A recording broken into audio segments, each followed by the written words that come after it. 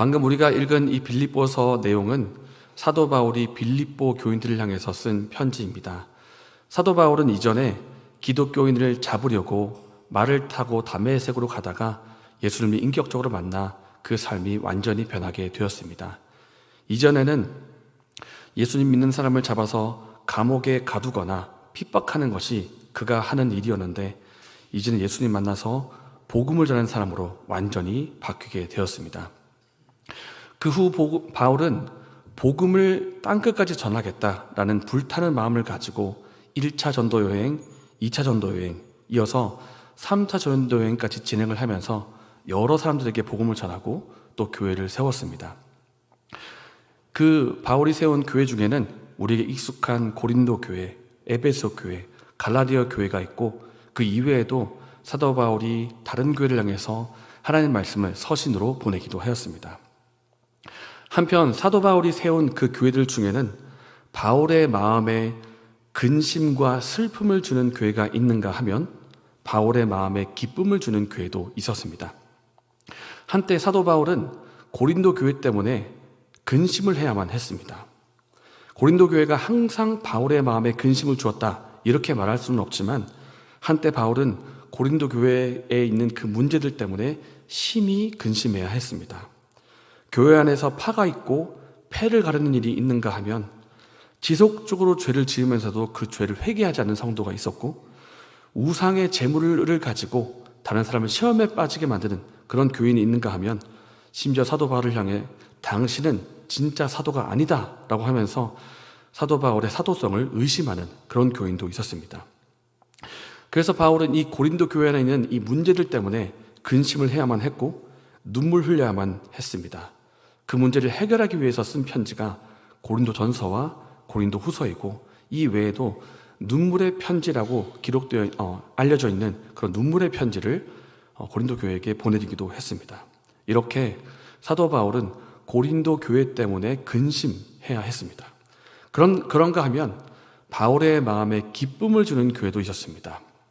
바로 오늘 본문에 나오는 빌립보 교회입니다. 3절 말씀과 4절 말씀 한번 보여주시겠습니까? 3절에 내가 너희를 생각할 때마다 나의 하나님께 감사하며, 4절에 간구할 때마다 너희 무리를 위하여 기쁨으로 항상 간구함은. 빌립보 교회는 바울의 마음을 기쁘게 해주는 그런 교회였습니다. 사도 바울이 빌립보 교회를 생각할 때면 자동적으로 감사가 막 나올 만큼 하나님 앞에 감사합니다, 이런 고백이 나올 정도로 그런 기쁨을 주는 그런 교회였습니다. 사도 바울이 기뻐했다는 것은 그를 사도로 세우시고 빌립보 혹은 교회에게 보내신 하나님의 마음을 기쁘게 했다는 뜻도 될 것입니다. 빌립보 교회에게 어떤 모습이 바울과 하나님을 기쁘시게 했을까요? 어떤 이유로 인해서 하나님과 바울은 그 교회를 보면서 기뻐하겠습니까? 그 이유는 빌립보 교회가 처음부터, 그러니까 이 처음이라 하는 것은 예수님 믿기 시작한 그 처음부터 지금까지 복음을 위한 일에 동참하고 있었기 때문입니다. 다 함께 5절의 말씀을 읽겠습니다. 너희가 첫날부터 이제까지 복음을 위한 일에 참여하고 있기 때문이라. 바울이 빌립보 교회를 보면서 기뻐할 수 있었던 이유는 그들이 복음을 위한 일에 참여하고 있었기 때문입니다. 복음을 위한 일이 무엇이겠습니까? 여러 가지로 말할 수가 있겠는데, 그 복음을 위한 일 중에 가장 근본적인 일이 있다고 한다면 바로 예수님을 믿는 것입니다. 내가 먼저 예수님을 잘 믿는 것, 이것이 바로 하나님의 일이라고 할 수가 있습니다. 복음을 위한 일입니다. 하루는 사람들이 예수님에게 물었습니다. 예수님, 우리가 어떻게 하면 하나님의 일을 할 수 있겠습니까? 이렇게 물었습니다. 그때 예수님 대답하시기를 하나님께서 보내신 일을 믿는 것이 하나님의 일이다, 그렇게 대답을 하셨습니다. 예수님 믿는 것이 하나님의 일입니다. 우리가 복음을 믿고 예수님 믿고 있는데 예수님 잘 믿는 것이 복음을 위한 일입니다. 두 번째로 복음을 위한 일이 무엇인가 하면 그것은 복음 전하는 사람을 도와주는 것입니다. 빌립보 교회 성도 중에 루디아라고 하는 성도가 있었습니다. 이 사람은 장사를 하고 있는 사람인데 복음을 듣고 예수님 믿은 후에 자신의 집을 예배당으로 내주었습니다. 그 당시에는 건축 기술이 뛰어나지 못했기 때문에 예배드릴 수 있는 장소가 매우 귀했었습니다.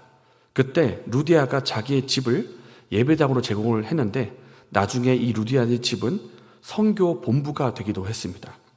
루디아가 이렇게 자신의 집을 내어주는 귀한 헌신을 했습니다. 이렇듯 복음 전하는 일을 도와주는 것, 복음 전하는 사람을 도와주는 것이 바로 복음을 위한 일입니다. 두 번째입니다. 그렇다면 세 번째로 복음을 위한 일이 무엇인가 라고 했을 때 그것은 바로 내가 직접 현장에 나가서 복음을 전하는 것입니다. 내 가족이나 내 친구, 내가 알고 있는 사람 중에 아직 예수님에 대해서 듣지 못하거나 예수님을 알지 못하는 그 사람에게 예수님을 전하는 이것이 바로 복음을 위한 일입니다. 그래서 오늘 빌립보서에 나와 있는 복음을 위한 일은 총 3가지입니다. 첫 번째, 먼저는 내가 복음을 잘 믿고 깨닫는 것. 두 번째, 복음을 위한 일에 도움을 주는 것. 세 번째, 내가 직접 나가서 복음을 전하는 것입니다. 그런데 중요한 것은 어떤 모양으로든 복음을 전하는 것이 중요합니다. 복음을 위한 일에 동참하는 것. 빌립보 성도가 그랬듯이 어떤 모양이 되었든 어떤 형태가 되었든 복음을 위한 일에 내가 동참하고 참여한다는 이것이 중요한 것이고 이것이 하나님을 기쁘게 하는 것입니다. 그렇다면 우리가 하나님을 기쁘시게 하고 싶다. 여러분 하나님을 기쁘시게 하고 싶습니까? 그런 마음이 여러분에게 있으시다면 우리가 무엇을 하면 되겠습니까? 오늘 본문처럼 복음을 위한 일에 동참하면 됩니다. 복음을 위한 일에. 개인적으로 복음을 잘 믿거나 복음을 위한 일에 여러 모양으로 협력하고 나가서 복음을 전하는 일에 동참하는 것이 하나님을 기쁘시게 하는 일입니다. 우리는 여러 모양으로 동참할 수가 있습니다. 먼저는 내가 현장에 나가서 복음을 전할 수가 있겠죠. 우리가 이 부흥 주간에 목요일에 부수전도를 하고 있고 또 주일이나 또 시간이 허락될 때 3, 4, 5 모여서 복음을 전하고 있는데 이 일에 내가 동참하는 것, 하다못해 내가 이렇게 선물이라도 이렇게 나눠주는 것, 말을 잘 못할지라도 이런 것을 한다면 나는 복음을 위한 일에 동참하는 것입니다. 또 어떤 분은 복음 사역을 하고 있을 때 중보기도로도 도와줄 수가 있을 것입니다. 하나님 이 사역 가운데 함께 해주시고 복음의 문이 열려서 그 사람의 마음의 문이 열려서 복음을 듣고 깨닫게 해주십시오. 이렇게 기도해 줄 수 있을 것입니다. 그리고 어떤 경우는 복음 사역을 할 때 재정적으로 지원을 해주거나 도와줄 수가 있을 것이고 또 때로는 다음 세대를 살리는 교사로도 헌신할 수가 있을 것입니다. 왜냐하면 교사로 사역하는 건 역시 다음 세대에게 복음을 전하는 일이기 때문입니다. 우리가 부흥 주간을 지금 지나고 있고 이제 D-Day를 향해서 가고 있는데요. 저와 여러분은 어떤 모습으로 복음에 동참하고 계십니까? 불신자를 위해서 기도하고 계십니까? 혹은 직접 현장에 나아가서 사람들을 만나며 복음을 전하고 계십니까? 중요한 것은 어떤 모양이든지 복음을 위한 일에 참여하는 것, 이것이 중요합니다. 이것이 하나님을 기쁘시게 하는 일이라고 오늘 말씀에 기록되어 있기 때문입니다. 우리가 하는 이 일이 작아 보이고 그리고 그리 대단하지 않게 보일지라도 하나님 우리가 복음에 동참하는 것, 이것 하나하나를 보시면서 기뻐하신다는 것입니다. 그러므로 여러분, 복음을 위한 일에 참여해서 하나님을 기쁘시게 해드리는 저와 여러분 되시기를 바랍니다. 빌립보 교회는 5절 말씀에 나오는 것처럼 첫날부터, 그러니까 복음을 믿기 시작한 그 첫날부터 시작해서 계속하여 복음을 위한 일에 참여하는 자였고 그 모습이 하나님을 기쁘시게 하였습니다.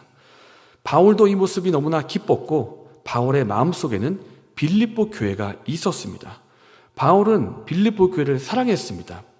바울이 빌립보 교회 성도들을 얼마나 사랑했는지 8절 말씀 보시면 하나님이 내 증인이시다 이렇게까지 말할 정도입니다. 그만큼 바울과 빌립보는 서로 주 안에서 서로 교제하고 사랑하는 그런 관계였습니다. 그리고 바울이 이제 빌립보 교인들을 사랑하는 마음으로 기도가 나오기 시작하는데 사랑하면 그 사람을 위해서 기도하게 됩니다. 사랑하면 그 사람이 진심으로 하나님의 은혜와 복을 누리는 그런 진심 어린 마음으로 중보 기도하게 됩니다. 바울 역시 빌립보 성도를 사랑하기 때문에 이들을 위해서 기도를 하게 되는데요. 바울은 이들을 위해서 무엇이라고 기도했을까요? 조금 전 바울을 기쁘게 했던, 이제 바울의 마음을 기쁘게 했던 빌립보 교인의 모습이었다면, 이제는 바울이 빌립보 교인들을 위해서 기도를 하는 것입니다. 그 내용을 보기 원하는데 다 함께 9절부터 11절까지의 말씀을 읽겠습니다. 내가 기도하노라. 너희 사랑을 지식과 모든 총명으로 점점 더 풍성하게 하사 너희도 지극히 선한 것을 분별하며 또 진실하여 허물 없이 그리스도의 날까지 이르고 예수 그리스도로 말미암아 의의 열매가 가득하여 하나님의 영광과 찬송이 되기를 원하노라. 아멘. 바울이 빌립보 교회를 향해서 한 기도가 9절부터 11절까지 이렇게 다소 길게 나와 있는데, 이것을 짧게 이야기하면 이것입니다. 하나님, 빌립보 성도들 가운데 사랑이 풍성하게 주십시오 라고 기도를 하는 것입니다. 그런데 조금 더 자세히 보면 사랑이 풍성하되 지식과 총명을 가지고 사랑이 풍성하게 주십시오 라고 기도를 하고 있는 것입니다. 사랑은 사랑인데 왜 지식과 총명이라는 단어가 들어가 있을까요? 여기서 지식이라는 것은 예수 그리스도를 아는 지식, 하나님을 아는 지식이라고 말할 수가 있고, 또 총명은 선한 것과 악한 것을 분별하는 그런 분별력이라고 말할 수가 있는데, 왜 사랑을 말할 때 이 지식과 총명을 가지고 사랑이 풍성하게 해달라 이렇게 기도를 하고 있을까요? 그것은 이 지식과 총명이 있을 때 올바른 사랑을 할 수가 있기 때문입니다.